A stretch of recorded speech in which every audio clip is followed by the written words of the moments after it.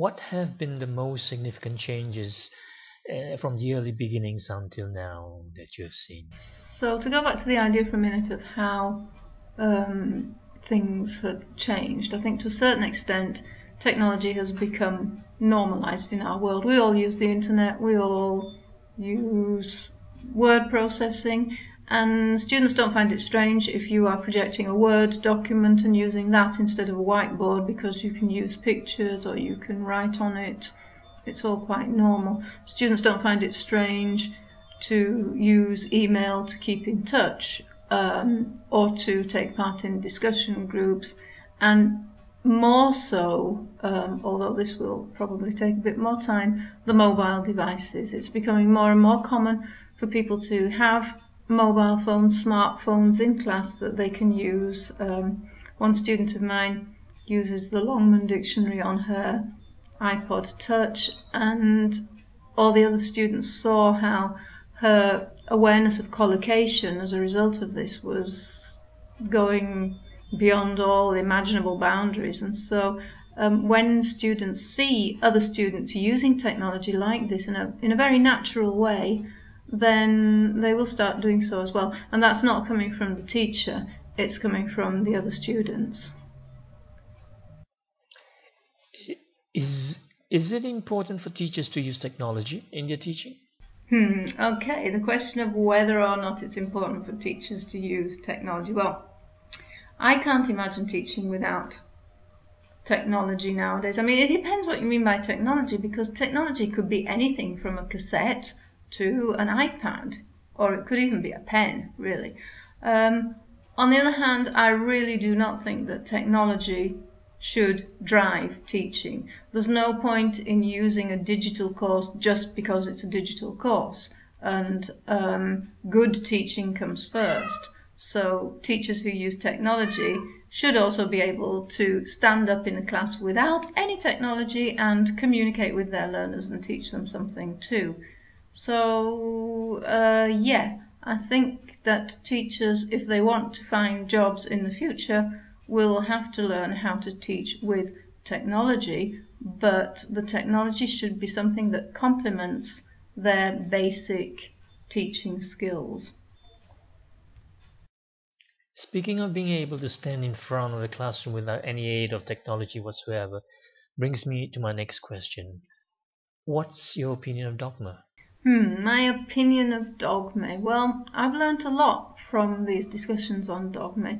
I'm still not sure I really know what it is, the difference between dogma and unplugged and being learner-centered. And I'd say what I do is somewhere in the middle. I don't think I know what the background of dogma is, but it still seems to me that the important thing is to be learner-centered. And I'm not totally against course books either, because so much depends on the context you're in, on the constraints of your particular professional context. But even if you're using a course book, or you have to do certain things for whatever reason, I think that the learner has to be at the centre of the process. Otherwise, what's the point?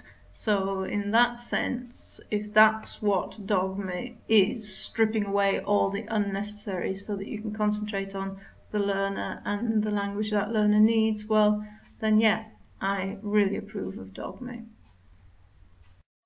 Changing the subject somewhat, what happened to your Yorkshire accent? My Yorkshire accent now, I don't know. Maybe you can judge whether I still have a Yorkshire accent or not.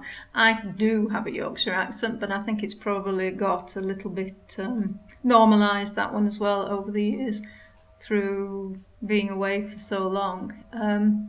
When I was a child, my mother used to say, they used to joke about the fact that wherever we went, my accent changed anyway, so maybe I'm not a good example. But my Yorkshire accent is still there. You can hear it.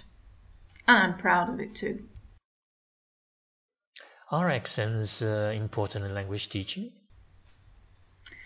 I think accents are important in when you're speaking a second language.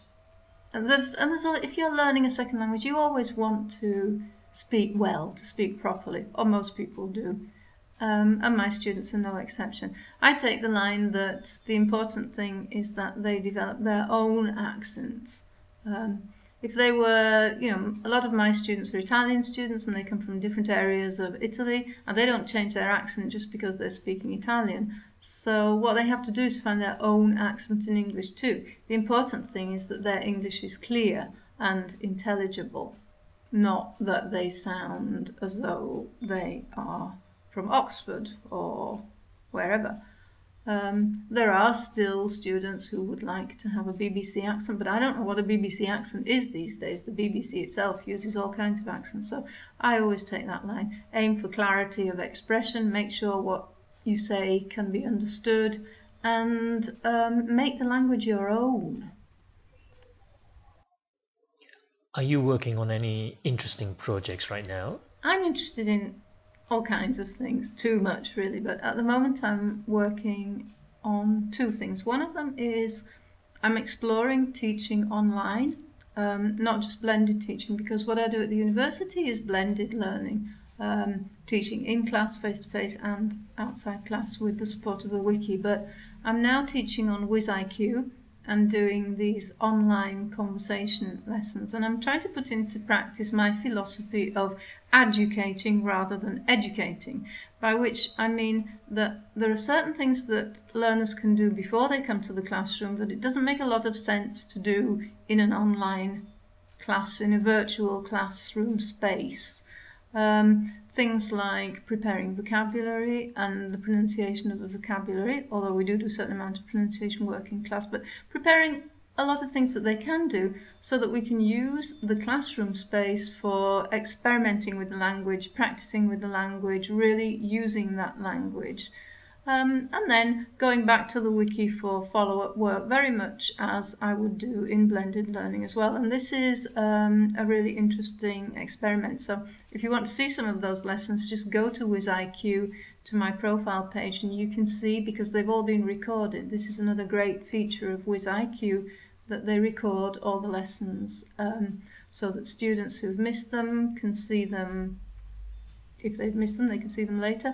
And anybody who's interested can see them too.